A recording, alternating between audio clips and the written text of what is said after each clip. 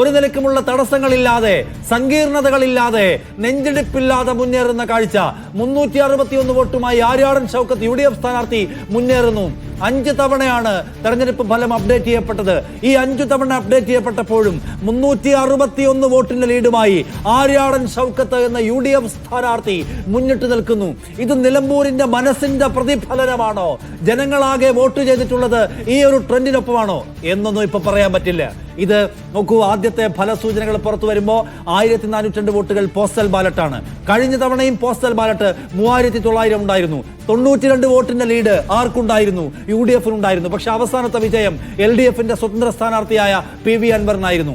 ആദ്യത്തെ കണക്കുകൾ പുറത്തു വരുമ്പോൾ അത് EVM പൊട്ടിക്കുമ്പോഴായാലും പോസ്റ്റൽ ബാലറ്റ് പൊട്ടിക്കുമ്പോഴായാലും LDF-നല്ല UDF-നായിരിക്കും നേട്ടമെന്ന് LDF കണക്ക് കൂടുന്നുണ്ട്. പക്ഷെ നോക്കൂ, കഴിഞ്ഞ തവണ 92 വോട്ടിന്റെ ചെറിയ എഡ്ജിലാണ്. 4000 വോട്ട് എണ്ണിയപ്പോൾ 92 വോട്ടിന്റെ എഡ്ജ് മാത്രമാണ് പോസ്റ്റൽ ബാലറ്റിൽ UDF-നുണ്ടായിരുന്നത്. പക്ഷെ ഇത്തവണ അങ്ങനെയല്ല.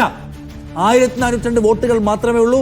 അതിൽ 361 വോട്ടിന്റെ ലീഡ് UDF-ന്റെ സ്ഥാനാർത്ഥി എടുക്കുന്നു എന്ന് വെച്ചാൽ അതൊരു വലിയ ജമ്പാണെന്ന് കണ്ടുകൂടെ അജിംസ്?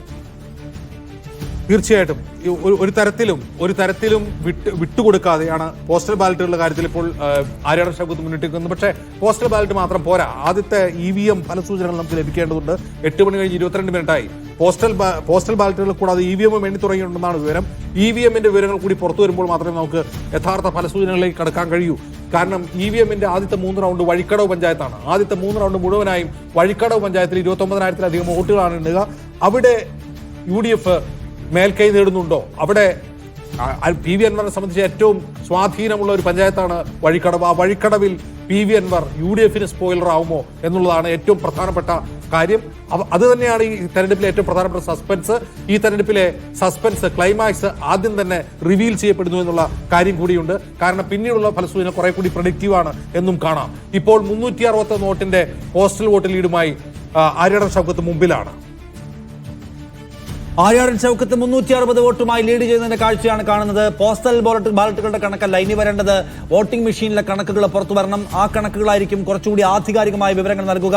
വഴിക്കടവ് പഞ്ചായത്തിൽ ആദ്യം എണ്ണുമ്പോൾ UDF-ന് സ്വാഭാവികമായ ലീഡ് ഉണ്ടായിരിക്കുമെന്ന് LDF കണക്ക് കൂട്ടുന്നുണ്ട്.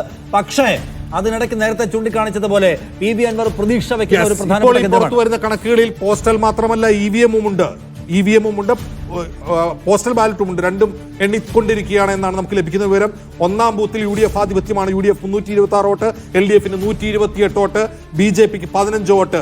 അതായത് 1-ാം ബൂത്ത് എണ്ണിക്കൊണ്ടിരിക്കുകയാണ്. അവിടെ പോസ്റ്റലും EVM-ഉം എണ്ണി തുടങ്ങിയിരിക്കുന്നു. അവിടെ UDF-ന് 326, LDF-ന് 128 വോട്ട്, BJP 15. അതായത് ഇത് ലീഡല്ല നിഷാദ്, ലഭിച്ച വോട്ടുകളുടെ കണക്കാണ് പുറത്തു വരുന്നത്. അപ്പൊ ലീഡല്ല, ഇപ്പോൾ ലഭിച്ച വോട്ടുകൾ 361 വോട്ടുകൾ എന്ന് വെച്ചാൽ 361 വോട്ടുമായിട്ട് മുന്നിൽ തന്നെ നിൽക്കുന്നു ആര്യാടൻ ഷൗക്കത്ത് എന്നാണ് നമ്മൾ മനസ്സിലാക്കുന്നത്.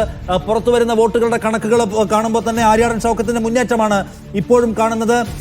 അവസാനത്തെ ഫലസൂചന 1-ാം ബൂത്ത് UDF ആധിപത്യം. 1-ാം ബൂത്തിൽ 326 വോട്ടുമായി UDF മുന്നിൽ നിൽക്കുന്നു.